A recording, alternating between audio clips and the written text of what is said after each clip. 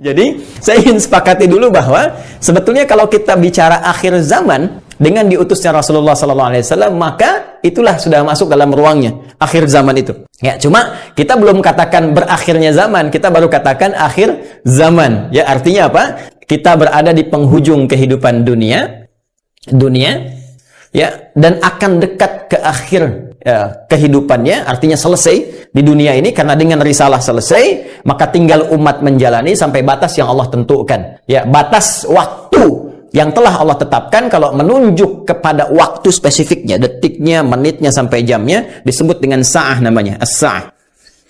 Ya. Nanti di periode ini ada kejadian-kejadian, ya, di mana segala hal bisa muncul, ya, bisa terjadi banyak hal nanti kita sebutkan, baik itu nanti huru-hara, baik itu banyak musibah, baik itu nanti selesai kehidupan, wafat, bangkit, sesuatu terjadi. Sesuatu yang banyak terjadi, bangkit dan sebagainya disebut dengan qiyamah namanya. Ya, asalnya qiyam, sifatnya ditambah ta disebut dengan qiyamah. Karena itu nanti peristiwanya disebut dengan yaumul qiyamah. Yaumul qiyamah. Ya. Nanti ada surah Al-Qiyamah, surah ke-75, gitu kan? La uqsimu biyaumil qiyamah. Ini peristiwanya. Tapi kalau kita ingin menunjuk kepada waktunya spesifik, ya, berakhir nih waktunya, selesai, sehingga terjadi kiamat yang dimaksudkan. Kita serap ke dalam bahasa Indonesia menjadi kiamat. Ya, berakhir waktunya disebut dengan sa'ah. Sa'ah menunjuk kepada, kalau sekarang dalam bahasa Arab standar sekarang sa'ah disebut jam. Ya, jam ada detiknya, kan sa'alan. Jam berapa sekarang? Ya, sampai ke detiknya, sampai ke menitnya, dan seterusnya. Itu menunjuk kepada waktu yang disebut dengan sa'ah. Ya, karena itu teman-teman sekalian, ketika Allah menegaskan kapan terjadi tepatnya terjadi kiamat ini, menunjuk pada waktunya, itu hanya milik Allah Subhanahu wa taala, prerogatifnya. Ya, karena itu di Quran surah ke-31 Luqman, di ayat ke-34, ayat terakhir, hal pertama dari 5 hal yang menjadi hak prerogatif Allah, kalimatnya langsung menggunakan kata sa'ah. Innallaha 'indahu 'ilmus sa'ah. Ini. Kalimatnya menggunakan apa? Sa'ah. Ya, di hadis Muslim, nomor hadis yang ke-8, disebut dengan hadis Jibril, ya, alaihissalam, ketika beliau bertanya mengonfirmasi kepada Rasulullah, ya, Sayyidina Muhammad SAW, bertanya tentang kapan tepatnya terjadi kiamat. Maka kalimat terakhirnya ketika bertanya tentang iman, Islam, ihsan, mata sa'ah. Mata sa'ah, kapan tepatnya terjadi kiamat? Nabi menjawab, mal mas'ulu anha bi'alama minas sa'il. Kenapa penting saya sebutkan ini? Nah, ada langsung firman Allah dalam Al-Quran, pembukaan satu surah, di surah ke-54, Al-Qamar. Ya, Al-Qamar. Dalam pandangan Allah, Allah menyebutkan bahwa ketika Rasulullah diutus sebagai Rasul di akhir zaman, artinya zaman ini terakhir dalam kehidupan, nggak ada nanti umat yang baru lagi, nggak ada Rasul diutus lagi dan sebagainya. Itu sudah Allah mendeklarasikan satu pembuka kalimat dalam firman yang sangat singkat tapi tajam sekali. Iqtarabatis sa'ah. Iqtarabatis sa'atu wansyaqqal qamar. Quran surah ke-54 ayat yang pertama. Jadi Allah sudah menyampaikan sejak Nabi SAW diutus kurang lebih 15 abad yang lalu, kan? Allah menyampaikan iqtarabatis sa'ah. Ya, masa itu sudah dekat. Ya, jadi sejak diutusnya Nabi, Allah sudah mendeklarasikan, sudah menyampaikan, ya, menginformasikan pada seluruh hambanya bahwa ini kejadian ini sudah dekat. Ya, dengan diutusnya Rasulullah, bahwa zamannya akan berakhir. Cuma dekatnya dalam konteks firman Allah dengan pandangan kita tentu sangat berbeda. Ya, karena dimensinya tidak serupa, sifat-sifatnya jauh berbeda, kan? Maka demikian pula memahami firman Allah tidak menggunakan pendekatan akal manusia. Jangan kita katakan dekat dengan ukuran kita, tidak. Lihat ukuran Allah. Ya, di mana ukuran Allah? Lihat surah Al-Ma'arij misalnya, ayat yang ke-6. Innahum yarawnahu ba'ida wa narahu qariba. Ya, mereka melihatnya masih panjang, kami melihatnya dekat. Kenapa? Karena ukuran waktu di sisi Allah, ya, itu sudah nggak pakai ukuran standar manusia lagi. Beda dimensinya.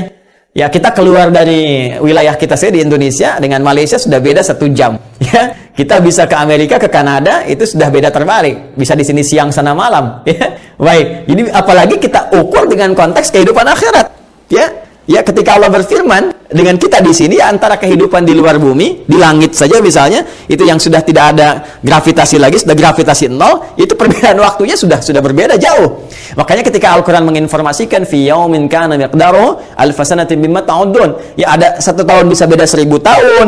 Dalam konteks orang dihukum di neraka bisa setahunnya, seharinya serasa 50.000 tahun. Sehari bisa 1000 tahun.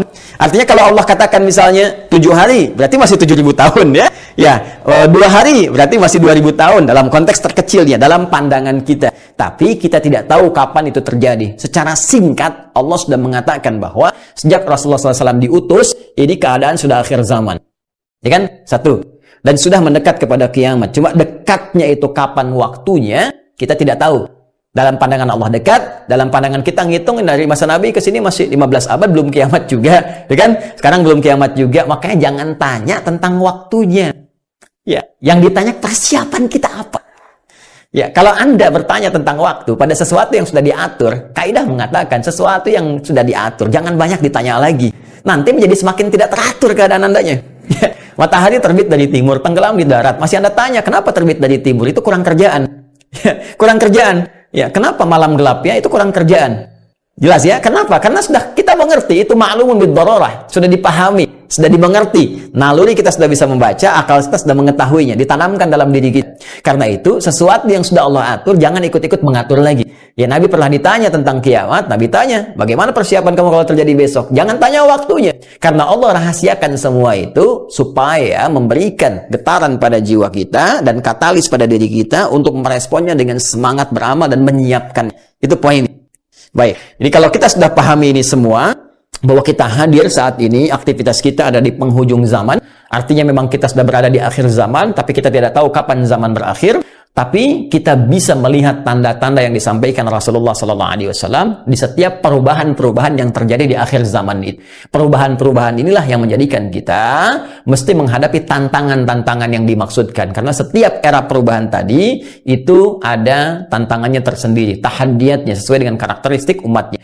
Nah, pertanyaannya, apa yang diinformasikan oleh Rasulullah di zaman beliau berupa tantangan-tantangan sampai perubahan-perubahan setelah masa-masa beliau kemudian wafat, bagaimana prediksi-prediksi yang disampaikan oleh para sahabat, ini yang coba kita uraikan. Dan di antara uraian itu ada yang teman-teman sebut dengan petaka-petaka, ada yang kita istilahkan dengan musibah-musibah. Seperti apa musibah yang digambarkan itu di setiap waktu-waktu yang berganti sepeninggal Nabi SAW, itu yang coba kita turunkan. Lalu kita akan mengaji bagaimana Nabi memberikan petunjuk kepada kita dengan izin Allah Subhanahu wa taala, saking sayangnya kepada kita, supaya setiap umat yang mengalami masa-masa itu lulus menghadapi ujian. Itulah rahmat Allah Subhanahu wa taala. Itulah diantara sifat Rasulullah yang disebut dengan rahmatan lil alamin. Saking cintanya kepada seluruh pengikut beliau, umat beliau, maka beliau memohon kepada Allah diberikan petunjuk oleh Allah, begini setiap era ini nanti akan ada begini. Nanti kamu akan hadapi begini. Begini cara menghadapinya, begini cara menjaganya. Kalau kita lakukan itu dengan baik, maka Allah akan menyelamatkan kita dari keadaan-keadaan yang dimaksudkan dan lulus kita ujian sampai kita menghadap kepada Allah Subhanahu wa taala. Kehidupan ini sebentar. Ya, sebentar. Jadi kalau kita terlampau banyak mainnya, sayang. Ya, pada akhirnya kan selesai. Karena itu patut kita menata diri dengan baik supaya maksimal kita bisa hadap. Nah, mari kita turunkan. Kalau sudah paham ini, mohon maaf ya, saya izin hapus dulu. Bismillah. Saya berikan kesimpulan dulu sejenak.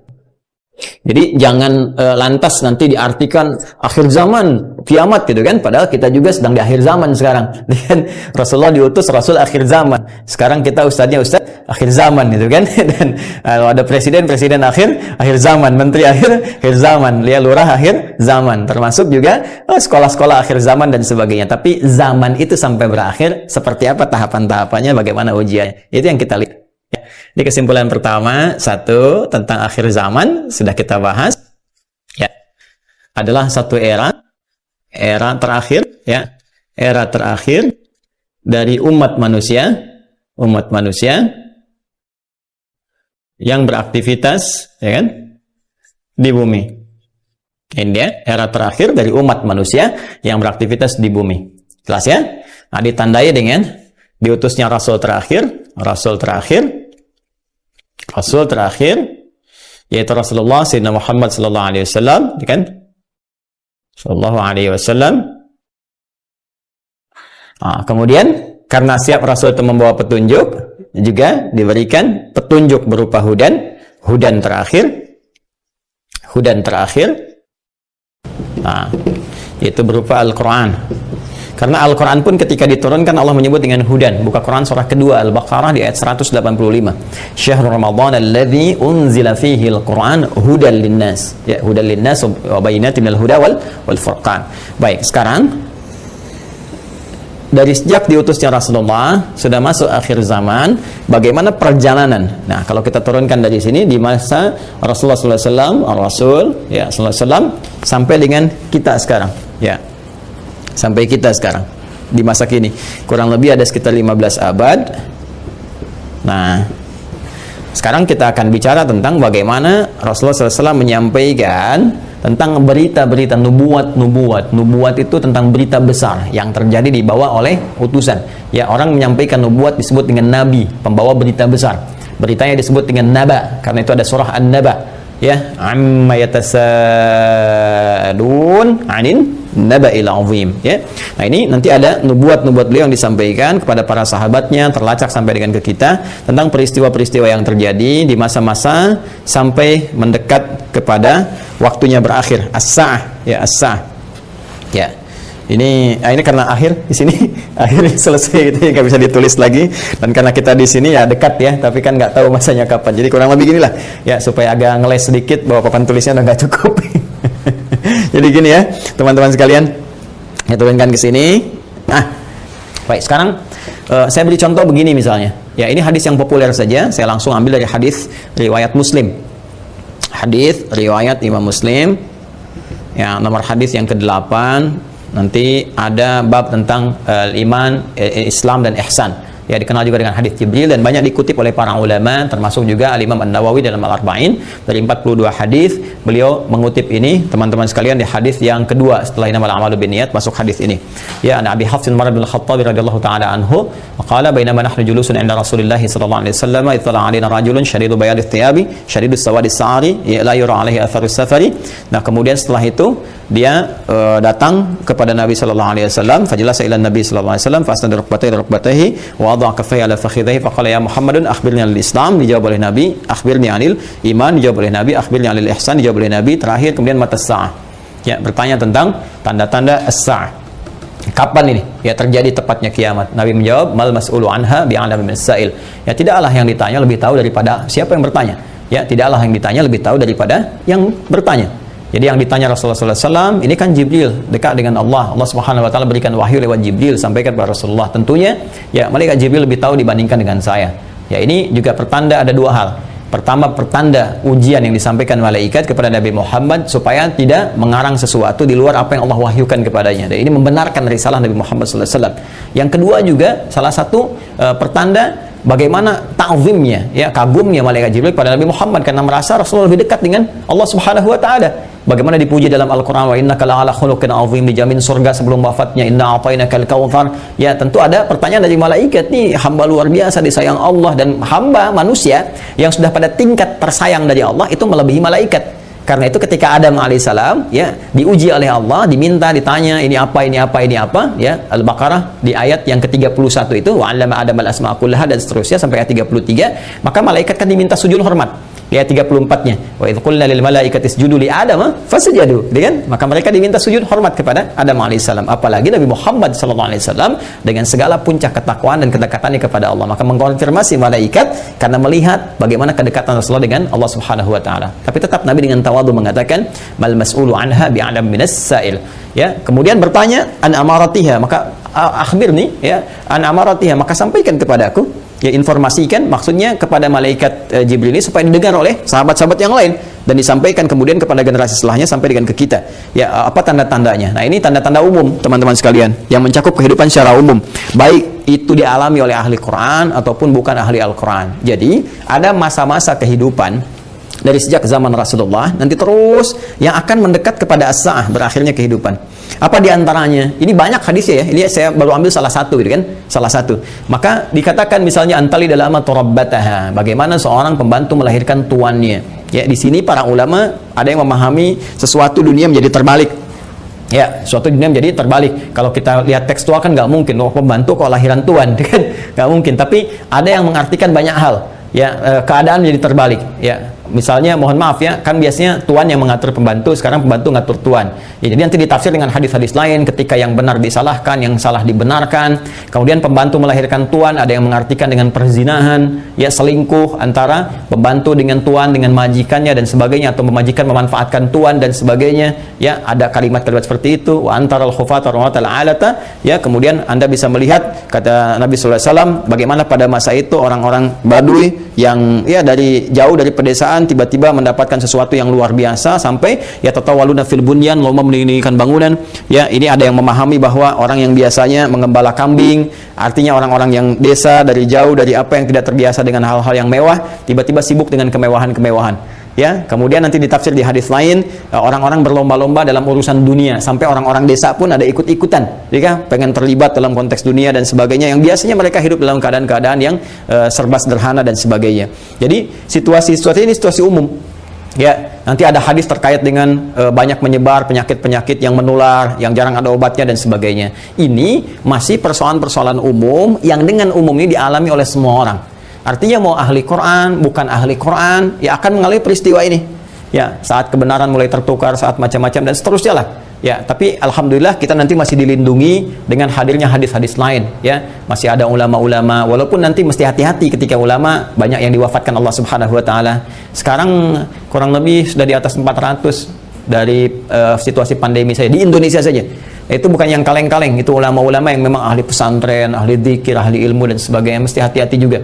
Ya, alhamdulillah kita masih ada orang-orang yang istighfar, bangun di malam hari, orang-orang yang mendekat kepada Allah, orang-orang yang taubat, masih kita dilindungi oleh Allah. Ya, jadi keadaan-keadaan ini, tapi petunjuk-petunjuk ke arah ini sudah mulai terasa. Artinya Nabi menyampaikan setelah kehidupan beliau akan dialami masa-masa ini.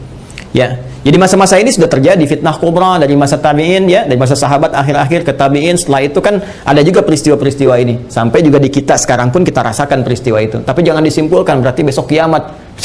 Jumat lagi gitu ya. Nah, jangan-jangan ngambil kesimpulan gitu juga. Ada variabel-variabel lain yang harus kita pahami, tapi kita mesti waspada. Ini berupa fitnah. Ini yang saya maksudkan. Ini ujiannya. Ujiannya. Ingat nanti ya, ada fitnah, ada musibah, ada bala, ada ibtala, itu beda-beda. Ya, itu beda-beda. Nah, ingin saya katakan bahwa ini ujian kita di sini. Ini ujian kita. Karena ini ujian kita mesti lulus, teman-teman sekalian. Nah, sekarang jangan langsung kita pahami ini kiamat besok ini, tidak. Nabi ingin mengatakan di masa depan ada tantangan-tantangan tuh akan begini. Dan ini kalau tantangan-tantangan ini nggak bisa dihadapi, sudah ini akan menjadi variabel yang mempercepat terjadinya kiamat. Artinya cepat menuju ke arah ini. Ya.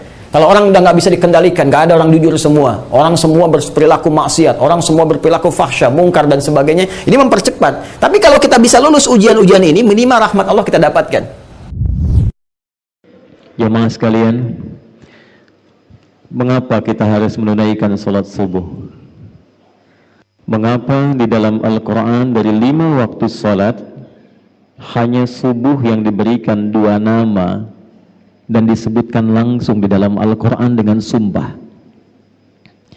Dan mengapa dengan itu semua para sahabat Nabi sampai berebut untuk menunaikan sholat subuh dan berjamaah di masjid, sehingga seorang sosok sepuh yang bahkan matanya sudah tidak bisa melihat, Abdullah bin Abi Umi Maktum radhiyallahu ta'ala anhu, itu sangat ditekankan oleh Nabi ketika berkonsultasi meminta kelonggaran dalam menunaikan sholat subuh. Jadi beliau ini ahli masjid, jeda satu salat ke yang lainnya sering i'tikaf, maghrib ke isya ditunggu, sehingga nanti saat pulang itu bisa telah sempurna menunaikan jamaah. Zuhur ke asar ditunggu, tapi subuh tidak mudah, karena matanya oleh Allah ditutup dari perbuatan maksiat. Ini sering saya tampilkan bahasa halus ini untuk mengarahkan pada diksi yang sering manusia katakan buta. Saya lebih melihatnya sebagai anugerah Allah yang matanya ditutup dari peluang maksiat sehingga ringan hisabnya di akhirat nanti. Anda bisa bayangkan jarak rumah ke masjid itu tidak terlampau dekat. Mata tak bisa melihat. Masjidnya jangan dibandingkan dengan al-musabbihin, jauh dari kemegahan.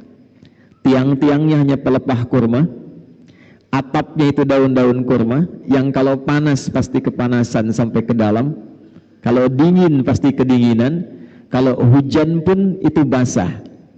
Karena di antara hadis tentang Lailatul Qadar dalam Sahih Muslim itu, di antara tandanya Nabi melihat dalam mimpi ketika sujud, bangkit dari sujud dan salam, itu terlihat bekas-bekas bagian tanah di keningnya. Konsultasi pada Nabi SAW, ya Rasulullah, aliyya rukhsah, atau kama qala, ya Rasulullah, boleh enggak saya diberikan toleransi untuk sholat subuh aja? Bisa enggak saya tunaikan di rumah? Kondisinya punya over, mata sulit melihat, pendamping tidak dimiliki, jarak ke masjid juga tidak terlampau ideal. Boleh enggak diberikan keringanan saya sholat di rumah? Nabi tidak langsung membenarkan, tapi juga tidak melarang. Yang paling menarik adalah Nabi mengonfirmasikan dengan satu isyarat panggilan salat. Nabi menyampaikan, au kama qala, atasma'ul adzan, engkau masih mendengar azan tidak? Maka beliau menjawab, bala ya Rasulullah, ya saya dengar.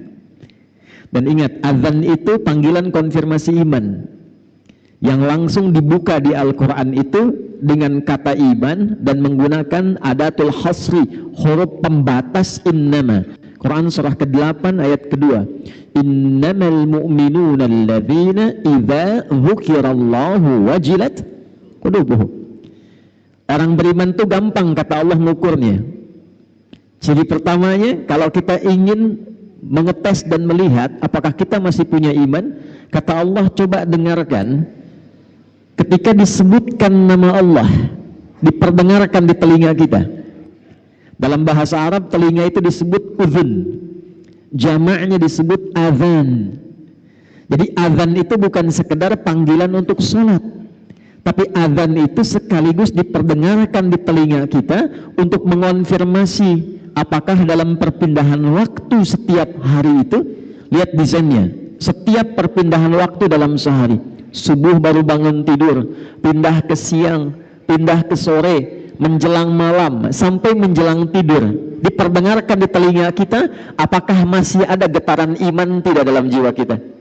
Maka ketika disebutkan nama Allah, idza dzukirallahu, kalau diperdengarkan disebutkan nama Allah, Allahu Akbar, Allahu Akbar, itu otomatis kalau imannya ada, getaran itu muncul. Dan itu beda, tidak sama getarannya dengan getaran cinta misalnya. Beda dengan getaran ketika orang Medan di jalan lihat polisi razia itu. Lain. Allahu Akbar, Allahu Akbar, ya Allah sudah azan. Nah itu getaran iman. Atasma'ul adzan, kata Nabi, apakah engkau masih bisa mendengar azan? Bala ya Rasulullah, saya dengar. Perhatikan kalimatnya, madumta tasma'ul adzan fa'addiha fil masjid. Selama engkau masih bisa mendengar azan, berusahalah optimal agar mampu menunaikan subuh itu berjamaah di masjid. Jadi Pak Jamal, gerakan subuh berjamaah itu termasuk sunnah yang dilestarikan sejak era Nabi. 15 abad yang lalu, itu sudah Nabi kuatkan tentang gerakan subuh berjamaah. Pertanyaannya kenapa? Belum pernah dengar kan gerakan zuhur berjamaah? Ya. Ini Ustaz Zul di Aceh punya Masjid Arafah khusus untuk subuh. Saya tadi tanya, kenapa nggak ada zuhur Mina, asar Muzdalifah, subuhnya Arafah? Kenapa ada subuh berjamaah? Dan menariknya Abdullah bin Abi Umi Maktum, kalau sekarang misal kita ambil dalam waktu Medan jam 5 misalnya saja ya, 5:02 itu azan, itu beliau kemudian datang lebih awal 1 jam sebelumnya, rabak jalan, masuk masjid. Biasa yang kita dengar yang azan itu siapa di zaman Nabi? Bilal bin Rabah. Sejak peristiwa motivasi Nabi itu, peristiwa tentang gerakan subuh, khusus azan subuh itu Abdullah bin Abi Umi Maktum.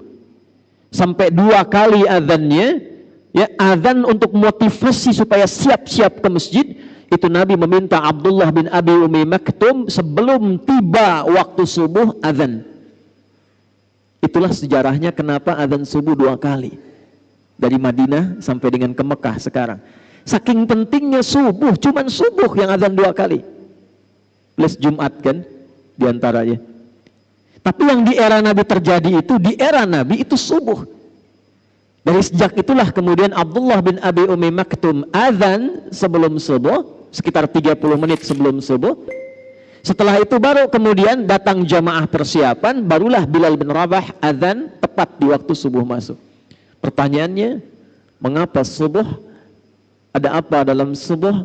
Dan bagaimana seorang yang menunaikan salat subuh dipandang berhasil salatnya oleh Al-Quran dan hadis-hadis Nabi Muhammad SAW. Ini yang akan kita bahas di pertemuan subuh ini, dan mudah-mudahan Allah mudahkan kajian kita insyaallah. Jadi yang tadi mukaddimah ya, sekarang kita masuk isinya. Bismillahirrahmanirrahim. Semua ibadah yang kita tunaikan, baik itu salat, zakat, puasa, umrah dan haji, di dalam Islam menariknya itu semuanya ada maknanya. Bukan bacaan biasa, bukan gerakan biasa, dan bukan nama biasa. Kita ambil langsung dalam salat. Ini bukan dari takbir sampai salam, sekedar gerakan, bacaan, salam, tutup, selesai. Salat itu tidak hanya sampai situ. Tapi ternyata dari semua gerakan dan bacaannya itu punya makna. Dan dengan makna inilah Nabi bimbing sahabat-sahabat utama sampai mereka jadi orang hebat di zamannya, di semua profesinya. Anda bisa bayangkan, dari sholat saja yang modal pakaian berbisnis itu bisa jadi orang paling kaya di zamannya. Yang saat kami riset secara serius, itu Abdurrahman bin Auf saja dikonversi ke masa kini, asetnya itu sampai 72.000 triliun dari sholat. Itu hanya mengamalkan makna berdiri. Amr bin As itu membawa rombongan dari Afrika Utara, jalan dari Mesir, Libya, Tunisia, Maroko, Aljazair sampai ke Syam di Syria. Itu semua tempat yang dilewati, tidak ada perang, tidak ada paksaan, masuk Islam. Dan dahsyatnya bukan sekedar masuk Islam, tapi tempatnya maju dan berperadaban. Sampai Afrika Utara itu jadi provinsi di masa Musa bin Nusir. Gubernurnya Musa bin Nusir, provinsi. Pangdamnya Tariq bin Ziyad. Dan dengan kehebatan itu dari Iberia, Andalusia, Spanyol, Portugal cuma datang minta bantuan, dikirim panglima pada saat itu dengan beberapa pasukan, itu bisa yang paling dahsyat membangun Spanyol, membangun Portugal, Iberia, Andalusia sampai punya peradaban 7 abad. Itu dari sholat. Anda bisa bayangkan. Dan dahsyatnya, semua nama yang melekat pada sholat itu bukan nama biasa. Kenapa subuh namanya? Kenapa fajar? Kenapa siang bukan sholat nahar? Padahal siang bahasa Arabnya nahar. Kenapa sholat zuhur? Kenapa sore bukan sholat masa, tapi sholat asar? Kenapa maghrib bahkan isya? Isya itu kan sholatnya malam. Kenapa bukan sholat lail, tapi sholatul isya? Dari 5 ini kita ambil 1 saja karena kita ada di waktu subuh. Hari ini kita akan ungkap nama subuh dan fajar. Jemaah sekalian, salat subuh ini menjadi menarik karena 2 namanya dan cuma satu-satunya dari semua salat yang 5 waktu disebutkan dengan 2 nama dalam Al-Quran dan keduanya menggunakan sumpah. 1, fajar, yang imam tadi kita bacakan, wal fajr walayalin ashr. Perhatikan baik-baik, nanti ada rahasia dalam surah ini. Orang yang mampu memahami ayat ini, menunaikan salat di waktu fajarnya dengan semangat fajar, Allah akan muliakan hidupnya, Allah akan bebaskan dari kefakiran, diberkahi kalau punya jabatan, diberkahi kalau punya harta, dan ditutup hidupnya dengan husnul khatimah, ditampakkan surganya sebelum wafatnya. Dua, di Quran surah ke-81 At-Takwir di ayat ke-18. Was-subhi idza tanaffas. Orang yang mampu memahami ayat ini, Allah akan jadikan semua aktivitasnya tertata, terukur, ringan dan sukses saat dilakukan. Ini yang menyebabkan Nabi langsung komen tentang subuh. Dan ingat, kalau Nabi sudah komen, umatnya tinggal like and subscribe. Jangan komen lagi. Ya. Allahumma barik li ummati fi bukuriha. Ya Allah, jika ada umatku memiliki gerakan subuh, senang ke masjid, senang menunaikan jamaah fajar, mohon sempurnakan berkahnya untuk umatku itu. Itu langsung doa Nabi itu. Baik. Sehingga Nabi sebelum masuk waktu subuh, waktu fajar, diabadikan nanti dalam satu hadis yang diriwayatkan oleh sahabat junior, keluarga dekat beliau, ringkar A1, Ahlul Bait, Ibnu Abbas radhiyallahu taala anhuma. Didokumentasikan riwayat ini oleh Sunan Abu Daud dalam kitabnya Sunan Abu Daud nomor hadis 1367. Saking pentingnya subuh, Nabi persiapan dengan sempurna merencanakan semua agenda saat bangun dari tidurnya. Kita mulai subuh. Apa itu subuh? Halo? Tiap hari sholat subuh belum tahu apa itu subuh? Ayo, 1 juta yang tahu. 2 juta. Yang ngasih Pak Wali, bukan saya. 5 juta. Ini serius. Nah, udah waktu habis. Subuh itu bukan pagi pada asalnya. Subuh itu akarnya dari kata asbah, yang berarti sesuatu yang disiapkan dengan rapi, yang berarti rencana kegiatan yang dirapikan, yang berarti planning dari aktivitas yang disiapkan. Jadi kalau orang Arab itu bertanya begini, kaifa asbahta ya akhi, bagaimana kabarmu di pagi ini, di subuh ini, maksudnya bukan tanya kondisi tubuh. Kalau cuma tanya kabar, kaifa haluk, selesai. Tapi dia tanya, bagaimana kabarmu hari ini dan kegiatanmu di hari ini? Apa yang akan kau kerjakan di jam 8 nanti? Apa yang akan kau lakukan di jam 9 nanti? Sudahkah engkau punya kegiatan yang tertata di pagi ini? Itu asbah. Sifat dari itu, kalau kita siapkan menjadi agenda yang terukur, yang akan kita kerjakan di setiap hari yang kita lalui, maka sifatnya berubah menjadi subuh namanya. Nah, karena itulah kemudian ketika Allah berfirman dengan sumpah di Quran surah ke-81 At-Takwir ayat ke-18, was-subhi idza tanaffas, dan aku bersumpah demi waktu subuh yang aku bentangkan keberkahannya. Perhatikan cara menerjemahkannya langsung dengan tafsir. Idza tanaffas, ketika tiba waktu subuh itu, maka siapkan agenda terbaikmu bersamaan dengan nafas pertama yang aku anugerahkan kepadamu saat bangun itu. Sehingga semua alam itu sudah menyiapkan agenda terbaik untuk berbuat kebaikan. Silahkan cek. Matahari saja itu ketika mulai bertugas membelah kegelapan malam, menunjukkan kebaikan pada manusia dengan perintah Allah, dimulai dengan subuh. Tumbuh-tumbuhan, kapan mereka memberikan manfaat dan menebarkan oksigen? Itu dimulai waktu subuh.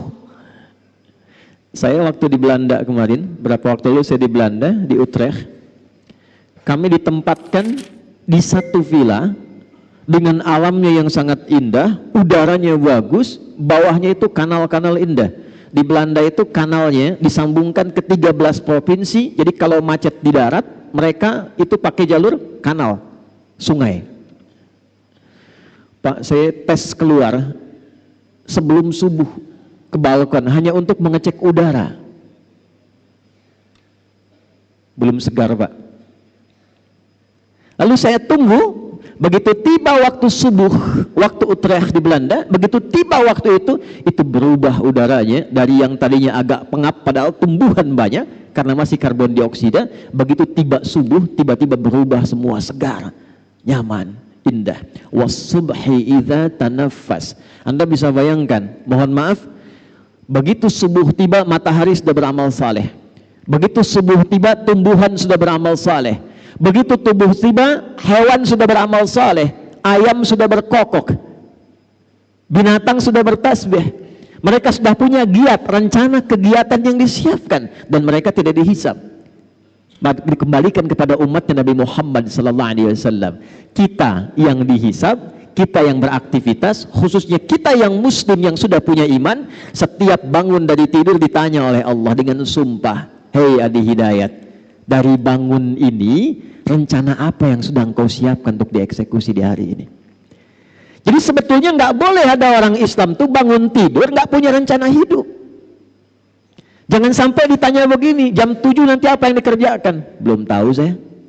Nah itu belum subuhan.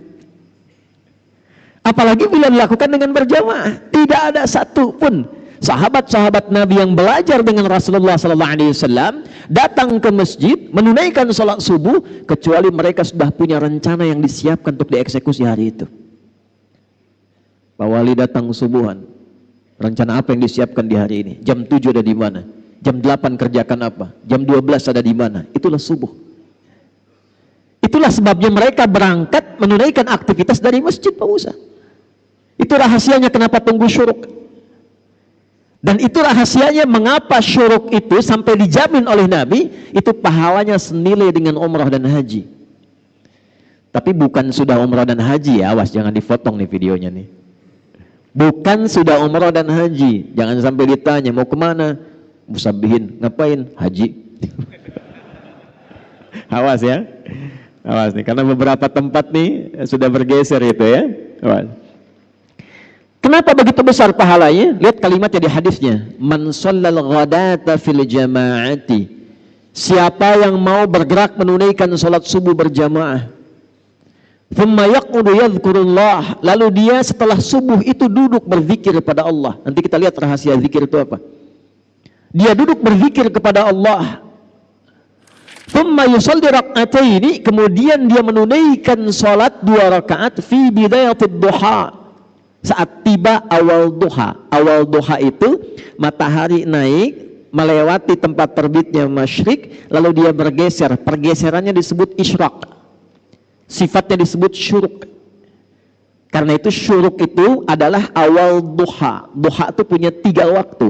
Awal duha, pertengahan duha, akhir duha. Dan rakaatnya bisa berbeda. Awal duha itu kata Nabi cukup 2 rakaat. Dia jangan terlampau soleh. Boleh, lebih dari itu boleh. Boleh, tidak ada masalah. Tapi intinya di 2 ini. Fakana alaihi ka'ajri hajjin wa umratin. Kalau ada orang sholat subuh, lalu setelah itu dia berzikir, duduk, kemudian dia tiba waktu syuruk sholat 2 rakaat, itu baru bangun mau berangkat beraktivitas, dituliskan oleh malaikat, diperintahkan oleh Allah, tuliskan dia punya pahala senilai haji dan umrah. Lalu disebutkan oleh Nabi, sempurna, sempurna, sempurna. Kalau ada kata sempurna, sempurna, artinya masih ada nanti umat yang bertanya, masa sih? Ditegaskan di akhir kalimat, Nabi sudah tahu itu. Mungkin ada yang bertanya, masa iya sih dapat haji dan umrah pahalanya? Maka Nabi sebelum ditanya, sebelum orang meragukan, kata Nabi, sempurna, sempurna, sempurna. Jangan pernah ragu. Pertanyaannya, zikir apa yang disiapkan dari subuh ke syuruk itu? Itulah jawaban yang didapatkan di Sunan Abu Daud nomor hadis 1367. Imam Abu Daud nama aslinya Sulaiman, dari Sijistan, dikenal dengan Sulaiman As-Sijistani, tapi cintanya kepada hadis begitu luar biasa. Sampai hafal banyak hadis, lisannya begitu lunak membacakan hadis, bukan hanya sanad, matan, tapi statusnya.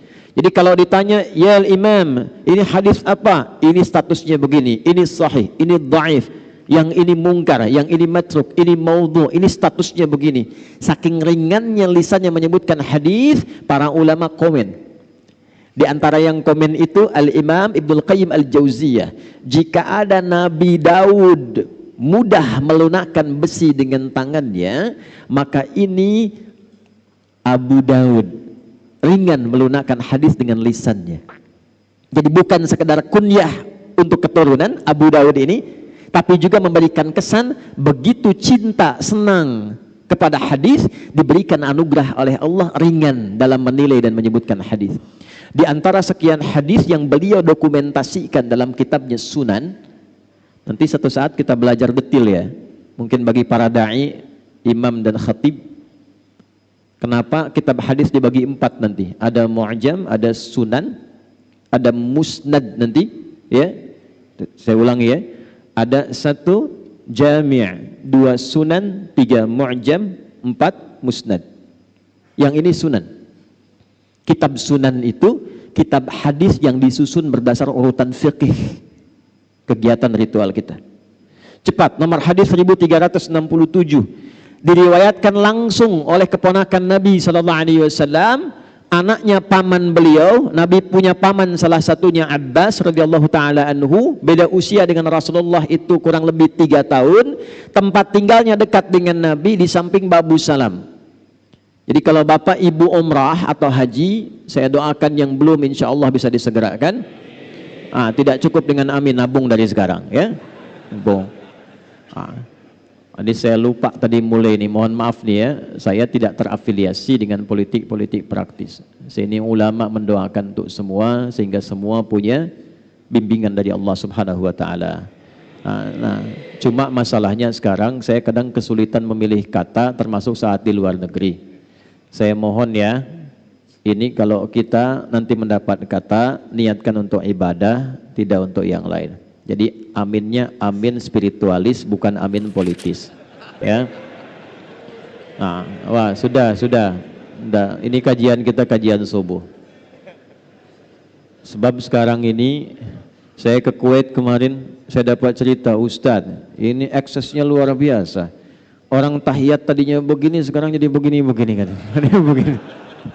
Nggak boleh, jangan sampai terjadi itu. Ya. Satu tempat kita imami salat ghairil maghdubi alaihim waladdallin. Diam. Itu karena ada yang beda, nggak keluar suaranya. Gitu kan? Kita balik lagi. Saya ingatkan ya. Jadi kalau pilih kata atau apa, ini nggak ada hubungan dengan politik yang lainnya. Posisi saya jelas, saya mendoakan dan memberikan bimbingan. Ulama itu paku bagi bangsa, supaya semua dapat hidayah. Kita nggak tahu siapa yang Allah pilihkan. Diam. Kalau enggak saya selesai. Ya, saya serius. Karena ini masjid untuk ibadah. Niat kita kesini untuk ibadah, bukan yang lain. Kalau mau politik di luar. Ingat ya. Saya ingin semua diikhlaskan oleh Allah sehingga siapapun yang terpilih Allah tetapkan diberikan hidayah oleh Allah Subhanahu wa taala. Ya. Ibnu Abbas. Abbas itu tempatnya di belakang pintu As-Salam, Babus Salam. Jadi kalau umrah haji dari Zamzam belok ke kanan, nggak langsung lewat pintu 1, belok ke kanan, tandanya sampingnya ada bukit yang ada istana raja di atasnya. Lurus terus sampai ujung. Begitu belok ada pos security, CCTV 1 warna putih yang jaga 2 orang, lurus kanannya ada kipas angin tuh, sampai ujung ada 35 kipas angin itu. Saya udah hitung tuh ya. Sebelah kiri persis turun ke bawah itulah pintu Babus Salam. Itu rumah kediamannya Abbas. Di sampingnya ada pintu Babun Nabi, namanya Gate Nabi. Itu rumah kediamannya Sayyidah Maimunah, di antara istri Nabi SAW, dan bibinya juga Abdullah bin Abbas. Abbas punya 2 orang putra, satu Fudail yang sulung, yang bungsu namanya Abdullah bin Abbas. Nah, Abdullah kecil ini disiapkan oleh pamannya Nabi Abbas ini untuk khusus belajar dari Nabi. Investasi. Kenapa? Karena Abbas ini pengusaha, Pak, pedagang. Kegiatannya sibuk, tapi maaf, sesibuk-sibuknya itu akhir pekan atau waktu luang masih bisa ngaji dengan Nabi. Sehingga saat Nabi meninggal, itu beliau sudah hafal 200 hadis. Kalau Quran gampang, hadis tak mudah. 200 hadis. Tapi beliau berpikir, mesti ada yang dibanggakan di keluarga saya, karena nanti di akhirat, di antara satu anggota keluarga itu, ada yang diperintahkan oleh Allah untuk memberikan syafaat kepada orang tua dan keluarganya. Itu yang harus Anda siapkan. Jadi kalau bangga dunia, biasa, masuk alam kubur almarhum. Tapi di akhirat nanti itu abadi sifatnya. Ada anak-anak tertentu yang disiapkan oleh orang tuanya, itu langsung menggandeng bapak ibunya, keluarga di belakangnya, dan diperkenankan oleh Allah, masuklah ke dalam surga lewat tamannya yang indah sampai naik ke tingkat tertinggi. Itu ada di Quran surah 13 Ar-Ra'd ayat 23 sampai 24. Jannatu adni yadkhulunaha wa man salaha min abaihim wa azwajihim wa dhurriyyatihim wal malaikatu yadkhuluna alaihim min kulli bab salamun alaikum bima sabartum fa ni'ma uqbaddar. Paham? Tidak. Jannatu adni yadkhulunaha, nanti di hari kiamat kata Allah, ada orang-orang yang aku mintakan cepat masuk surga. Jangan sibuk saat hisab, cepat masuk surga. Padahal suasana hisab itu begitu mencegangkan, sampai orang-orang itu berusaha minta syafaat, gelisah, gemuruh. Tapi ada satu keluarga besar yang kata Allah langsung masuk surga. Yang hebatnya, surga kan 8 pintu, 8 tingkatan. Itu diminta masuk lewat tengah-tengah, di tempat yang paling indah tamannya, lalu diperintahkan gandeng bapak ibumu yang soleh itu, yang telah menyiapkan engkau menjadi pemimpin keluargamu pada saat ini. Wa dzurriyyatihim, gandeng keluargamu di belakang, pasanganmu, keluargamu. Perhatikan kalimatnya. Begitu dia mulai masuk, diperintahkan malaikat oleh Allah, malaikat semua berdiri di setiap depan pintu surga yang dijaga dan ucapkan selamat kepada keluarga besar ini. Maka malaikat masuk dan berdiri di setiap pintu surga. Wal malaikatu yadkhuluna alaihim min kulli bab salamun alaikum bima sabaratum. Ucapan selamatnya, selamat keluarga besar karena Anda telah sabar meniti jalan ke sini saat di dunia. Sabar. Saat turun ayat ini dibaca oleh sahabat. Di antara yang baca dengan sempurna itu paman Nabi SAW. Beliau seorang pedagang. Beliau pekerjaannya sibuk. Kadang juga merantau. Walaupun sesekali masih ikut kajian Nabi. Tapi kalau saya boleh cuma hafal 200, anak saya mesti lebih dari saya. Bapaknya nggak hafal Quran, anaknya mesti hafal. Bapaknya mungkin bukan ahli fiqih, tapi satu di antara anak saya mesti menjadi ahli fiqih. Maka disiapkanlah Abdullah kecil ini yang usianya dari sejak dini 2 tahun, 3 tahun disimpan di majlis Nabi. Ketika anak ini dari kecil disimpan di majlis Nabi, tumbuhlah cintanya pada Rasulullah SAW. Kemana-mana ikut Nabi, penasaran dengan Nabi. Di antara saking penasarannya, beliau ingin tahu bagaimana bangun tidurnya Nabi sebagai persiapan subuh. Jadi hadis ini diriwayatkan oleh anak kecil yang belum balik. Saking cintanya dengan Nabi. Dan kelak nanti ketika Nabi meninggal, bapaknya Abbas tadi, bapaknya Abdullah hafal hadis 200, anaknya hafal 2000 hadis. Di antara hadis yang beliau hafalkan adalah apa yang akan saya bacakan ini. Qala an Ibnu Abbas radhiyallahu taala anhuma qala, hadis riwayat Ibnu Abbas. Ini tolong catat baik-baik ya. Ini rumus dalam hadis. Kalau Bapak Ibu teliti baca hadis, kalau ada jasa ayah kepada anak dalam mendidik, itu nama anak gak pernah disebutkan dalam riwayat hadisnya.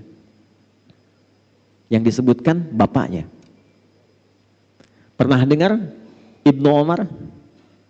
Pernah dengar Ibnu Abbas tadi? Yang kita tahu kan Ibnu Abbas, Ibnu Umar. Nama aslinya siapa? Ibnu itu anak laki-laki, Umar anak laki-lakinya Umar. Ibnu Abbas anak laki-lakinya Abbas. Nama anaknya nggak disebut, Abdullah nggak disebut. Kenapa? Untuk memberikan petunjuk pada umat di masa depan. Nih, ini seorang bapak hebat, seorang ibu hebat, bisa mendidik anaknya sampai sukses. Kalau anak sukses, bapak ibunya ikut dalam namanya. Bukan cuma pahalanya, tapi namanya pun akan dikenang. Ada anak pesantren, hafal Quran, ngimami subuh misal di Masjid Al-Musabbihin, bacaannya bagus. Yang ditanya pertama kali, anak siapa tuh? Anak siapa? Maka kalau bapak ibu ingin dikenang jadi orang hebat, melintasi zaman, bukan cuma saat ini, 10 tahun ke depan masih orang tahu, 20 tahun ke depan masih orang tahu. Di akhirat namanya diviralkan oleh Allah, panggil lewat malaikat. Apa yang harus disiapkan? Investasikan satu di antara anak itu menjadi anak yang baik, yang dekat dengan Allah Subhanahu wa taala. Maka Ibnu Abbas mengatakan dari hasil pendidikan ayahnya, perhatikan kalimatnya. Kana Nabiyyu sallallahu alaihi wasallam, adalah kebiasaan Nabi sallallahu alaihi wasallam jika bangun di malam hari sebagai persiapan subuhnya. Fajalasa, duduk dulu. Kata Ibnu Abbas tuh kalau beliau tuh bangun tengah malam lebih sedikit atau pas atau kurang sedikit. Saya konversikan ke waktu Indonesia, kurang lebih patokannya jam 2 lah. Lewat sedikit, mungkin 2/4, setengah 3, atau kurang sedikit setengah 2. Itu kebiasaan Nabi bangun.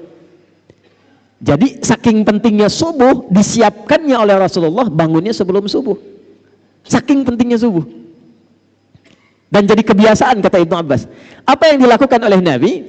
Maka saat bangun itu beliau duduk dulu. Ini sunnah. Jadi bukan bangun langsung baca doa, bukan. Ya, bangun tuh duduk dulu. Dalam duduk itulah dibiarkan dulu darah mengalir, tenang dulu. Yang kedua, famasaha biyadihi min athari naumi. Beliau kemudian menggunakan bagian tangannya yang bersih untuk menghilangkan bekas kantuknya. Hilangkan dulu ngantuknya. Ya, jadi bukan bangun tidur langsung baca doa, tidak. Doa itu bagusnya dibacakan dalam keadaan sadar dan khusyuk. Bangun jam 2, ngantuk masih ada. Alhamdulillah tadi. Ayana, sadar jam 6. Sadar dulu. Karena doa itu ketika dipanjatkan dalam keadaan sadar, diiringi dengan hati yang khusyuk, seketika jawaban muncul. Minimal ada getaran hati, ada ketenangan, konfirmasi dalam jiwa kita. Maka apa yang terjadi? Baru kemudian setelah sadar, hilang ngantuknya, ini yang pertama dilakukan. Kita kombinasikan dengan hadis Al-Bukhari dari dua orang sahabat, Mu'adz bin Jabal dan Jundub bin Junadah radhiyallahu ta'ala anhuma. Faqara'a, maka baru Nabi membaca doa. Perhatikan doanya. Alhamdulillahilladzi ahyana ba'dama amatana wa ilaihin. Pertanyaan saya, paham nggak maknanya apa doa itu? Ini sebetulnya komitmen awal kita menjalani hidup. Alhamdulillahilladzi ahyana. Ya Allah, terima kasih. Hamba memujimu dan bersyukur padamu yang telah memberi kesempatan hamba hidup di hari ini. Walaupun engkau bisa wafatkan hamba dalam tidur tadi, namun engkau perkenankan sesuai dengan ajal yang telah engkau tetapkan. Terima kasih ya Allah, diberikan kesempatan hidup lagi di hari ini.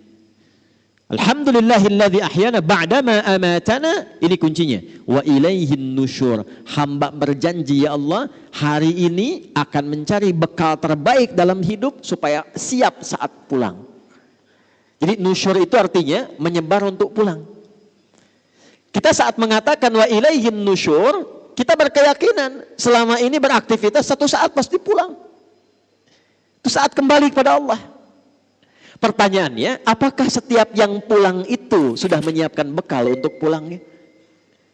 Karena sifat pulang itu Pak, Bu, itu punya sifat senang. Ya, Bapak Ibu di Jakarta menjelang Lebaran, mau akhir Ramadan, pulang kampung senang tidak?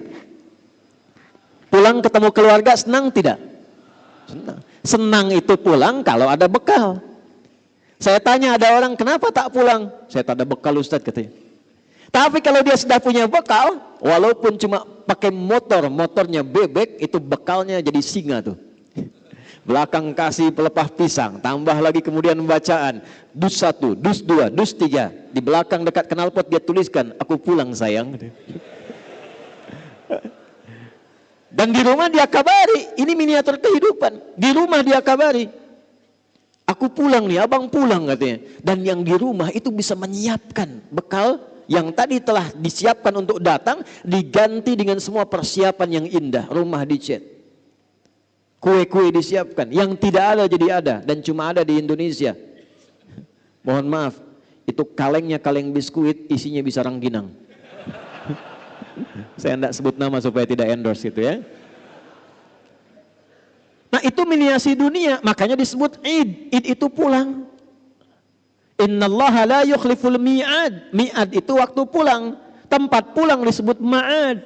Innalladzi farada 'alaikal Qur'ana laradduka ila ma'ad. Hei engkau yang sibuk, hei yang punya jabatan, hei yang punya kekayaan, hei yang merasa pintar, hei yang ini, hei yang itu, silahkan kau kerjakan apapun dalam hidupmu, tapi engkau pasti pulang. Quran surah 39 ayat 30, innaka mayyitun wa innahum mayyitun. Muhammad, engkau akan pulang dan umatmu pun semua akan pulang. Nah, ini mayit nih. Saya juga mayit, calon meninggal. Ya, antum mayit nih. Meninggal tuh. Meninggal. Waktunya bisa beda-beda, bisa antum duluan, saya belakangan bisa. Atau dibalik bisa terjadi, saya belakangan antum duluan bisa. Bisa. Kan mungkin saja terjadi ya. Ya. Balik tuh. Apa yang Nabi siapkan supaya kita beraktivitas menjelang pulang? Itulah yang Nabi bacakan, faqara khawatim surah Ali Imran. Ini persiapan sebelum subuh. Di sini kita akan fokuskan bahasan kita. Maka Nabi menunjukkan, siapkan bekal dari 11 ayat terakhir surah Ali Imran. Itu kunci menjalani semua aktivitas hidup setiap hari. Saking pentingnya ayat ini dibacakan setiap hari oleh Nabi saat bangun tidur dan disiapkan untuk dieksekusi setelah keluar dari masjid sholat subuh. Inna fi khalqis samawati wal ardi wa ikhtilafil laili wan nahari la ayatil liulil albab. Fokus. Alladzina yadhkuruna Allaha qiyaman wa qu'udan wa ala junubihim. Masih ingat tadi setelah sholat subuh zikir menunggu syuruk kan? Dijawab di ayat ini, alladzina yadhkuruna Allaha qiyaman wa qu'udan wa ala junubihim wa yatafakkaruna fi khalqis samawati wal ard rabbana ma khalaqta hadza batila subhanaka faqina adzabannar. Belum selesai. Rabbana innaka man tudkhilin nara faqad akhzaita wa ma lidh-dhalimina min ansar. Belum selesai. Rabbana innana sami'na munadiyan yunadi lil imani an aminu bi rabbikum fa'amanna. Rabbana faghfir lana dhunubana wa kaffir 'anna sayyi'atina wa tawaffana ma'al abrar. Rabbana wa atina ma wa'adtana 'ala rusulika wa la tukhzina yaumal qiyamah innaka la tukhliful mi'ad. Sampai sini saja, sampai pulang. Ini saking pentingnya kita bacakan 17 kali dalam sehari. Di setiap waktu sholat fardu. Jadi gambaran kurikulum hidup ini yang kita kerjakan setiap hari, kita minta sama Allah dijaga istiqamah 17 kali dalam sehari. Anda bayangkan. 1. Inna fi khalqis samawati wal ardi wa ikhtilafil laili wan nahari la ayatil liulil albab. Saya cepat terjemahkan langsung dengan tafsir. Orang cerdas itu, orang pintar itu, orang yang paham esensi sesuatu, dia tidak akan hanya menikmati hidup, menatap langit dan menjalani kehidupan di bumi saja. Lihat langit indah, jalan-jalan, nikmati aktivitas di bumi, tidak. Orang cerdas, orang pintar yang tahu inti kehidupan itu. Inti sesuatu itu disebut lub namanya. Tahu kelapa? Ini Pak Wali itu, Pak Ijek, Pak Bobi. Kemarin saya makan satu tempat di sini ada kelapa, tapi kelapanya Thailand. Kenapa nggak ada kelapa Medan? Ya, saya makan di Medan, kelapanya kelapa dari Thailand. Nanti ada hadis Nabi di ujung saya ingatkan tentang kondisi masa depan yang perkembangan teknologi semakin cepat. Supaya nggak lompat-lompat saya urutkan dulu. Kelapa itu ada kulitnya nggak luarnya? Serabut ya. Setelah ketemu serabut ketemu apa? Batok kelapa. Setelah ketemu batok ketemu apa? Ada dagingnya ya. Nah, Lalu air, kalau kita lihat kelapa di dalamnya itu kan ada daging halus tuh ya. Itu yang paling enak kan? Itulah lub namanya. Inti sesuatu, inti kelapanya, lub. Jamaknya disebut albab. Ada orang yang kalau disebutkan sesuatu paham, oh ini intinya. Arahnya ke sini. Itu ulul albab. Tapi ada orang yang dijelaskan sekali belum paham. 2 kali baru paham. Daging kelapa. 2 orang disebutkan, yang satu paham, yang satu 3 kali belum paham-paham. Batok kelapa. Disebutkan sesuatu, diarahkan, berjam-jam diberi arahan, nggak mau paham. Serabut tuh namanya. Dan biasanya yang sering kejebak dengan serabut kelapa itu monyet. Coba lihat monyet tuh. Sering kejebak dengan serabut kelapa. Jadi bedanya hewan dengan manusia, manusia itu didesain oleh Allah inti otaknya itu dan inti hatinya untuk cerdas dan pintar. Tidak ada manusia bodoh. Cuma di lagu. Ada band yang bandnya sudah nggak ada. Nggak ada manusia bodoh. Semua manusia diciptakan Allah pintar. Nah, tingkat tertinggi yang pintar itu disebut oleh Al-Quran dengan ulul albab.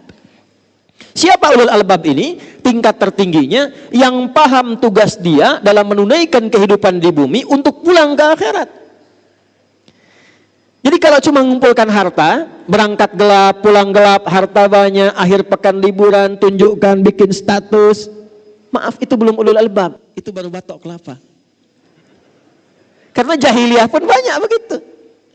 Kalau cuma berebut, untuk dapat kedudukan, berebut sampai naik tingkat tertinggi, bangga dengan itu, pasang baligo besar-besar, hanya untuk mendapat kedudukan, bukan untuk menggunakannya pada yang baik, itu baru batok kelapa.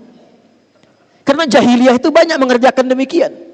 Ketika Al-Quran turun dan ingin merubah orang-orang Islam jadi orang pintar, orang bermanfaat, orang berbahagia, orang sukses, maka turun ayat. Orang pintar itu orang yang paham esensi kehidupan, untuk apa dia ada di dunia dan bagaimana dia cara pulang meninggalkan dunia. Maka apa yang dia lakukan? Alladzina yadhkurunallah. Maka dia berkonsultasi, tersambung kepada pencipta langit dan bumi. Ya Allah, kenapa saya diciptakan? Apa tugas saya? Untuk apa saya menjalani kehidupan di bumi ini?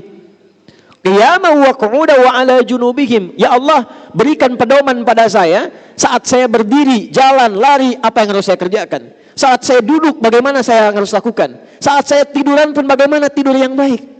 Karena itu Anda tidak akan pernah temukan pedoman yang lengkap dari berdiri sampai tidur, bahkan caranya dan doanya, kecuali dalam Islam. Coba saya tanya ya, bangun tidur ada doanya enggak? Ada caranya? Mau tidur ada doanya enggak? Ada caranya? Ada. Pertanyaan saya, cara bangun tidur dengan cara akan tidur sama tidak? Doa bangun tidur dengan doa mau tidur sama tidak? Doa itu bukan sekedar menjadikan aktivitas jadi ibadah, tapi isinya petunjuk bagaimana menjalani aktivitas itu. Ini perkara minum nih, ini langsung saya contohkan ya. Perkara minum. Di Islam tuh sampai diatur. Bagaimana cara minum yang baik? Idza quddimat ta'am, adinda kata Nabi, jika makanan hidangan, minuman sudah dihidangkan di hadapanmu, khudh biyaminika ma yalik, ambil dengan tangan kananmu yang paling dekat denganmu. Yang paling dekat. Jadi kalau jus jambunya jauh, yang dekat itu air minum biasa, atau wakal saja. Karena itu Bu, kalau ibu masak menghidangkan, maksud hadis ini, ibu harus kenal dengan anggota keluarga, dia suka apa. Kalau dia suka ayam, dekatkan dengan ayam. Kalau dia suka ikan, dekatkan dengan ikan.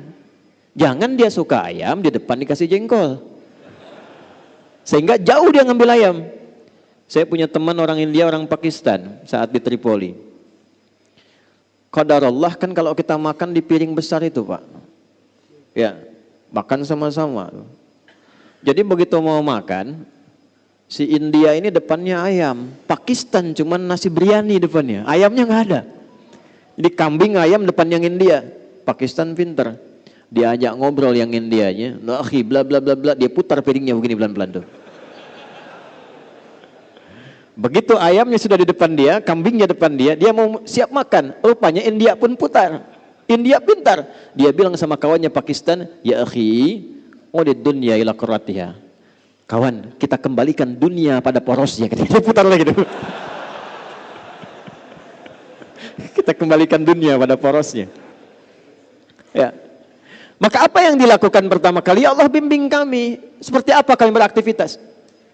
Perhatikan kalimatnya. Kalau engkau terkoneksi dengan Allah secara baik, maka tidak ada kegiatanmu satu pun kecuali dibimbing oleh Allah. Bimbingan itulah yang datang lewat doa.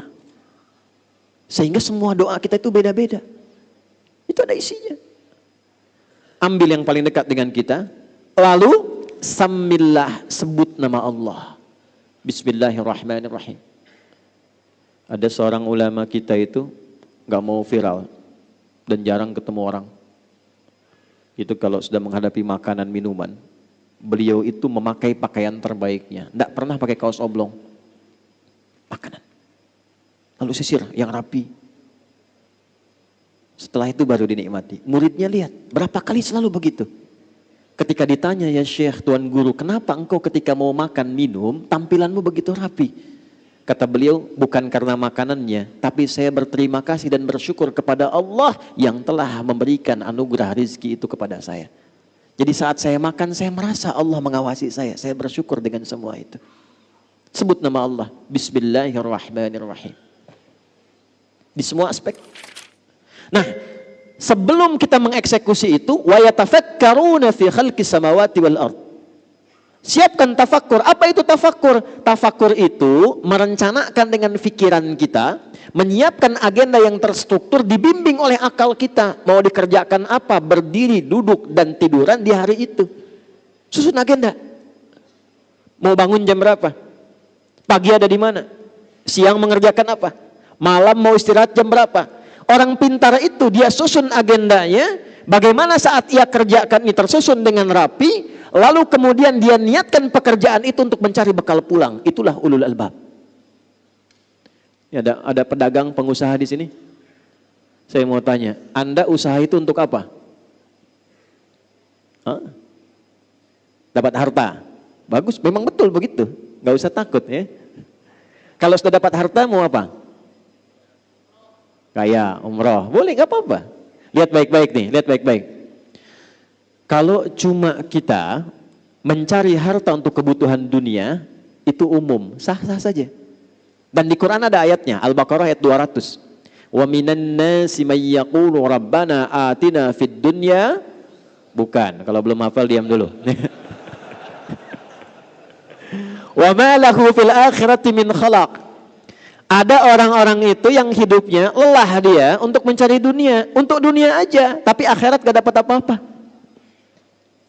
Nah, yang ideal itu ada orang yang dunianya dia bahagia, akhiratnya pun dia mulia. Dunia sukses, kaya, punya kedudukan, ilmu luas, luar biasa. Akhiratnya pun luar biasa, juara dia.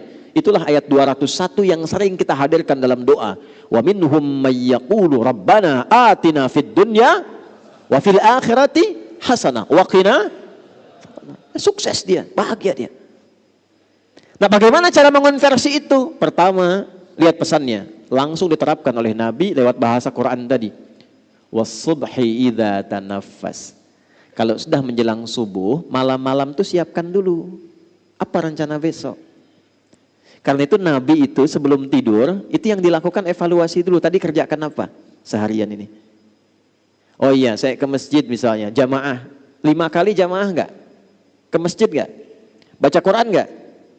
Besok saya siapkan. Kalau tadi 3 kali saya ke masjid, besok 5 kali saya ke masjid. Siapkan. Masjid pertama Al-Musabbihin, masjid kedua A, masjid ketiga B, masjid ketiga, terus sampai dengan Isya.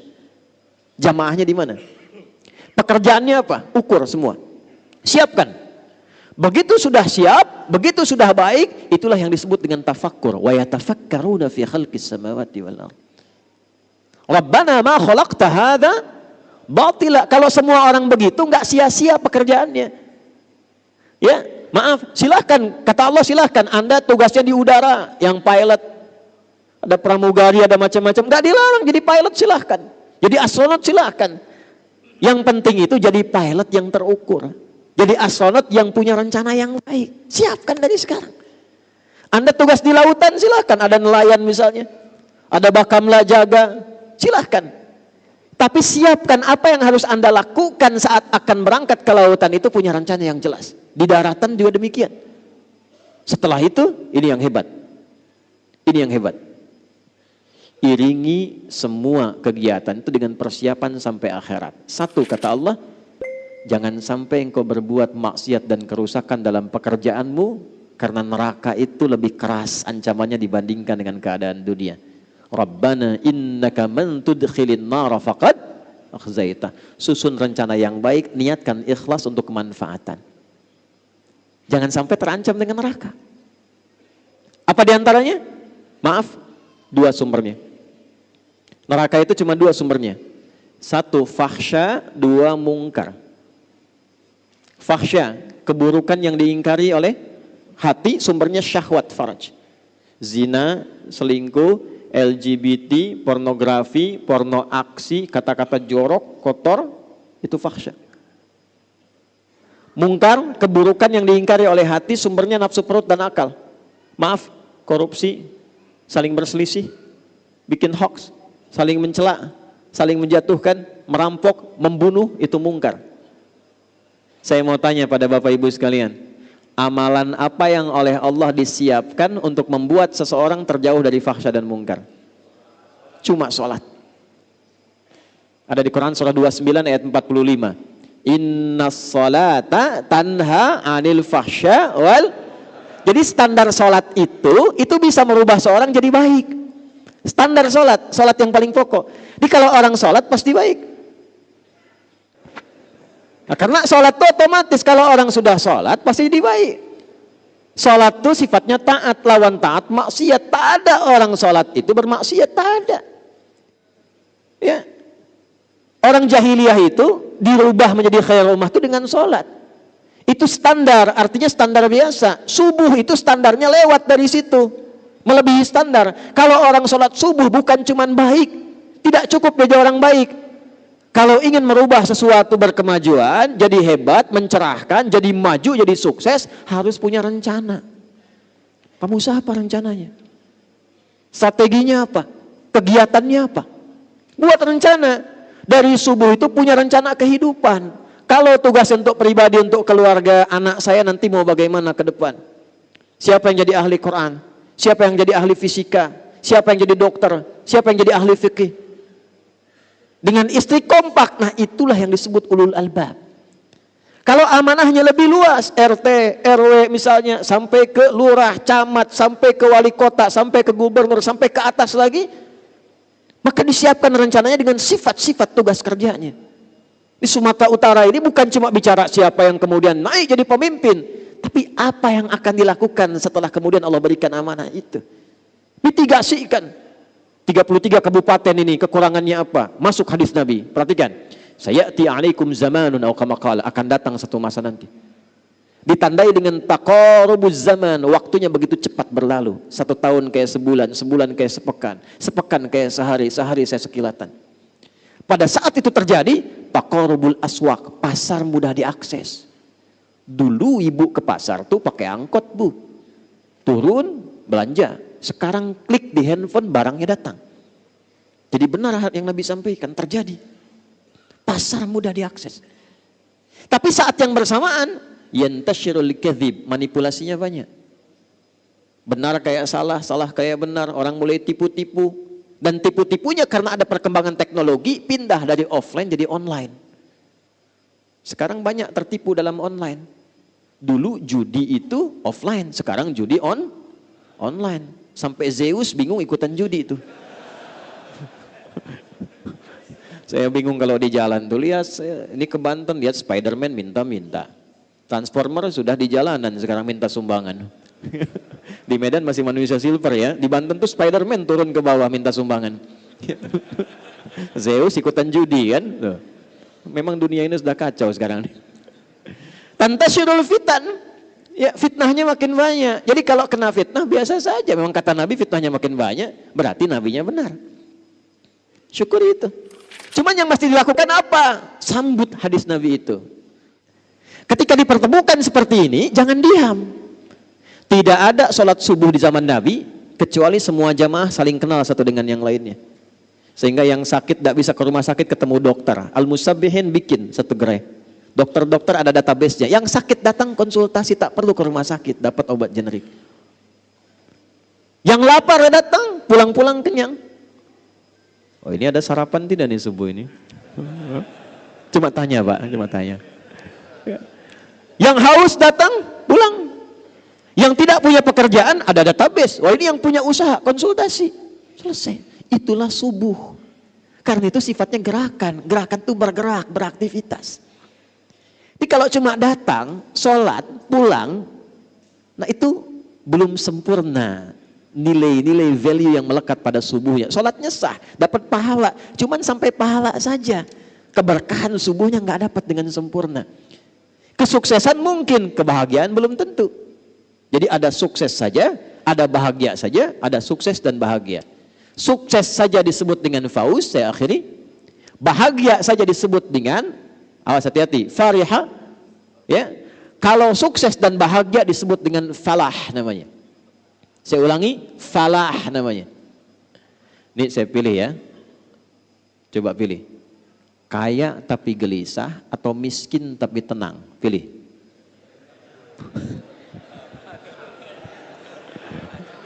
Kaya tapi, nah, ya sudahlah, terlihat mukanya begitu.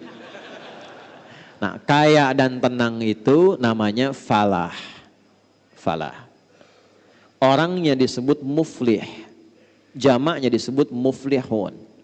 Allah bersumpah langsung di Quran surah 23 ayat 1 dan 2. Qad aflahal mu'minun. Orang beriman itu pasti sukses dan bahagia. Apa amalan yang mengantarkan pada sukses dan bahagia itu? Ayat 2. Alladzina hum fi salatihim khashi'un. Kalau salatnya khusyuk, maka supaya khusyuk dipanggillah dia dengan kata falah dalam salat.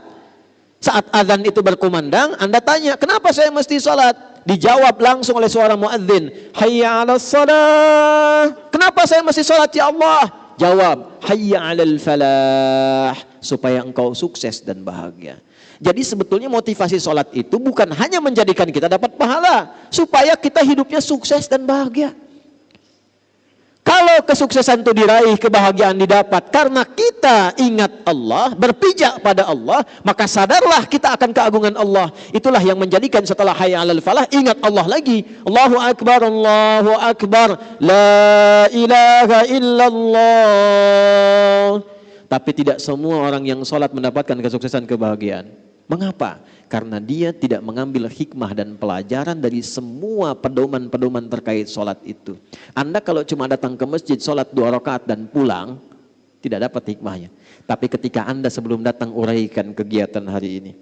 Saya mahasiswa di USU, mesti IPK-nya 4. Saat bersamaan saya menghafal Quran. Ya. Nah, saya tutup, saya akhiri. Siapkan rencana. Apa sifat kegiatan kita? Sebelum dieksekusi, datanglah kepada Allah untuk minta taufik dan petunjuk serta kemudahan. Datangnya kita ke masjid untuk sholat itu bukan sekedar sholat, minta sama Allah, ya Allah saya punya agenda nih, ya Allah saya punya kegiatan, fa idza faraghta fansab wa ila rabbika. Nah, wa ila rabbika farghab itu datangnya lewat sholat. Makanya kenapa sholat pertama disebut dengan fajar? Karena ada pancaran dalam tubuh kita merespon panggilan Allah. Allahu Akbar, Allahu Akbar. Sudah subuh nih. Siap ya Allah saya datang. Datang dengan agenda. Sujud kita minta, ya Allah mudahkan urusan saya. Lindungi pekerjaan saya. Berkahi hidup saya. Sayangi keluarga saya. Urutkan. Itu yang dimaksudkan. Itulah kemudian Allah bersumpah di surah Al-Fajr. Wal fajr walayalin wasyaf'i wal. Tiap tahun mesti begitu sampai ketemu puncak tahun. Sehari ke-10 di bulan Idul Adha. Nah, qasam di Quran surah 89 sumpahnya itu wal fajri, di situ kata para ulama tentang keutamaan fajar saat Idul Adha. Tapi maksudnya berlatih setiap tahun supaya setiap pagi itu begitu aktivitasnya setiap tahun sampai ketemu Idul Adha, sampai ketemu Idul Adha. Kalau bisa dikerjakan, saya tutup. Tidak ada satupun orang yang dapat rezeki kecuali puas. Ketika dapat dia berbagi, punya kedudukan dia manfaat. Lalu Allah siapkan di akhir kehidupannya cara pulang yang baik. Ya ayyatuhan nafsul mutmainnah. Karena dia punya agenda, dia punya arah, hidupnya tenang, maka meninggalnya pun dalam keadaan tenang. Hei jiwa yang sudah tenang, siap-siap pulang. Irji'i ila rabbika radiyatan, siap pulang, aku sudah ridha dengan amalmu, engkau pun akan ridha dengan pemberianku. Sudah siap pulang? Oh, belum ya. Baik. Ada satu penjaga masjid di Pasar Rebo di Jakarta, tapi di daerah, bukan di kotanya. Tugasnya marbot masjid aja. Tapi dia tahu fikih marbot, belajar dari Bilal. Dinikmati kerjanya, Pak. Nanti ada belajar ya, ada belajar. Saya entah mengapa beliau ini saking ikhlasnya datang orang Qatar. Qatar Pak, lampu merah sonoan dikit tuh. Datang ke situ hanya untuk bertemu orang itu dan tidak tahu dari mana tahunya. Datang, beliau bilang, saya ingin renov musola ini, tapi bapak saja yang jaga. Ini kisah nyata. Singkatnya direnov jadi. Begitu jadi ditingkatkan cintanya pada masjid. Yang buka masjid beliau, yang bersihkan beliau, yang azan beliau, qomat sampai ngimami beliau. Semua bersih. Satu kali hari Kamis, puasa, nunggu buka ba'da asar. Sudah rapikan masjid untuk orang sholat, tiduran dekat karpet. Karena punya kurikulum, punya persiapan amal, punya strategi beramal, beliau sudah paham, ini cuma sementara. Saat pulang itu nggak akan disebut ini marbot, ini penjabat, ini rakyat, ini ustaz. Yang penting saya siapkan bekal pulang. Itu cuma tiduran Pak, tiduran di tempat yang dirawat, di tempat yang diberkahi itu cuma merem-melek. Ya ayyatuhan nafsul mutmainnah. Meninggal beliau di tempat yang beliau abdikan, di tempat beliau ibadah, dalam keadaan yang tenang, sukses beramal. Cara pulangnya, meninggal cuma merem-melek, meninggal. Maaf ya, hati-hati pojok tuh sudah ada yang merem-melek tuh. Nah itulah subuh ya. Jadi saya tidak menginginkan kita mengerjakan sesuatu tapi kita tidak paham apa yang dilakukan. Maka kesimpulannya satu, subuh bukan sholat biasa, tapi menjadi gerakan bagi kita untuk bisa memaksimalkannya dan mendapatkan nilai-nilai kebaikan di dalamnya. Satu. Dua, subuh sifatnya gerakan, tapi gerakan yang merubah hidup kita. Makanya baca lagi surat Al-Fajr tadi, maaf ya, yang tadinya buruk perilaku, yang gak suka berbagi, yang jelek sifatnya, yang suka bertindak yang kotor dengan lingkungannya, itu ketika datang subuh berubah dia. Yang cari-cari harta sibuk sekarang berubah bagaimana bisa mengolah hartanya dengan baik. Ini datang subuh, jangan lihat banyaknya, tapi dari yang banyak ini saat pulang, siapa yang bisa menanamkan pada dirinya untuk berubah menjadi pribadi yang lebih baik. Dua. Tiga, subuh itu sholat jamaah dengan bisifati ta'aruf, saling mengenal. Kalau bisa digerakkan, wali kota di level gubernur naikkan. Subuh itu untuk yang muslim kenalkan, jangan cuma datang, bikin program kenalan. Kalau bisa bikin database nih, ya Pak Jamal, masjid ini punya database minimal dari warga sekitarannya. Kenalkan. Nanti wali kota, gubernur, macam-macam kunjungan, kenalan. Itu kalau sudah begitu, nggak ada masalah-masalah yang didapatkan di masyarakat kecuali tuntas karena kenal langsung di lapangan. Nah itulah ilmu belusukan Nabi yang ditiru oleh Umar pada masa itu. Sehingga ketika Umar jadi khalifah, jadi pemimpin, itu sudah biasa dengan belusukan dan tidak bawa kamera. Ya, karena masa itu belum ada. Masa itu belum ada. Kalau ada ya dipakai juga untuk dokumentasi dan nyampaikan ke masyarakat bahwa ini program kita.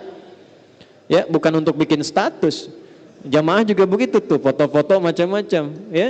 Nah, niat innamal a'malu bin.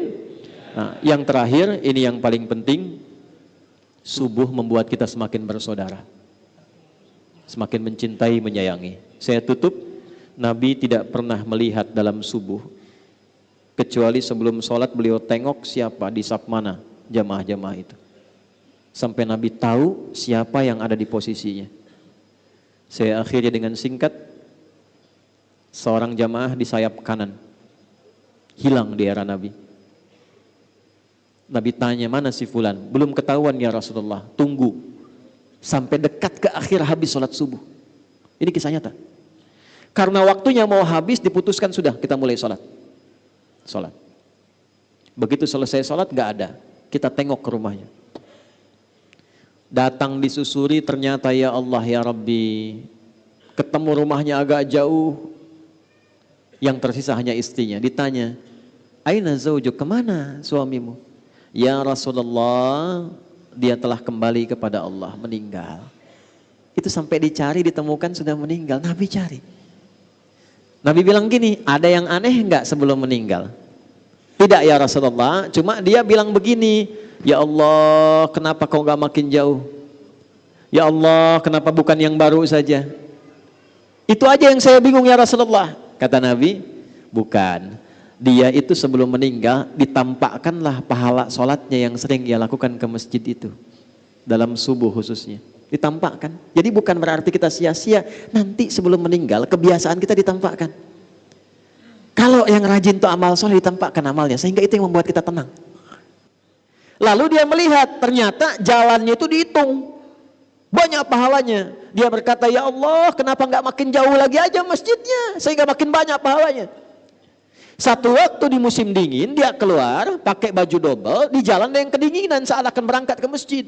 Dia copotlah baju yang luar, dia pakai yang dalam tuh yang baru, yang luar yang lama. Begitu diberikan keluar pahala ditampakkan sebelum wafat. Dia berkata, ya Allah kenapa yang enggak baru saja yang saya berikan, kenapa harus yang lama? Karena pahalanya berbeda. Salat. Itulah janji Allah, ya ayat Tuhan nafsul. Dan tempatnya ayat itu di surah Al-Fajr. Tempatnya di surah Al-Fajr. Itu yang harus jadi motivasi untuk kita. Tetangga yang belum ke masjid, datangi silaturahim. Apa hukumnya? Tetangga dekat masjid, jarak bahkan nempel rumahnya ke masjid, tapi nggak mau ke masjid. Apa hukumnya? Oh, bakar. Oh iya, awas hati-hati tuh. Hey. Aduh, main bakar aja tuh. Belajar, jangan baca terjemahan. Hukum tetangga muslim yang belum berkenan ke masjid tapi rumahnya dekat dengan masjid, hukumnya ajak dia ke masjid. Doakan. Ajak dia ke masjid. Kita pernah ada komplek bagus seperti ini Pak masjidnya, kompleknya mewah, muslimnya banyak, yang ke masjid satu saf saja tidak penuh. 6-10 orang. Satu saf itu bisa 20-30. Duduk saya lihat, saya tanya, kenapa begini? Kita atur strategi. Ini kisah saja. Nanti DKM punya database, kunjungi tetangga. Datang ya, hari libur saja Sabtu misalnya atau Ahad begini, bawa buah. Siapkan sebelumnya, pulang subuh bawa buah. Assalamualaikum, Waalaikumsalam. Pak Haji katanya, ada apa nih? Oh enggak, kami dari masjid tadi, tak lihat Bapak, kami kira sakit, kami datang bawa buah. Itu zuhur, enggak ditanya langsung ke masjid. Sekarang penuh. Ya, demikian yang bisa saya sampaikan. Mudah-mudahan Allah berkahi kita semua. Allah sayangi kita semua dalam kebaikan. Saya kira kita akhiri dengan doa. Mudah-mudahan doa kita didengar oleh Allah Subhanahu wa taala.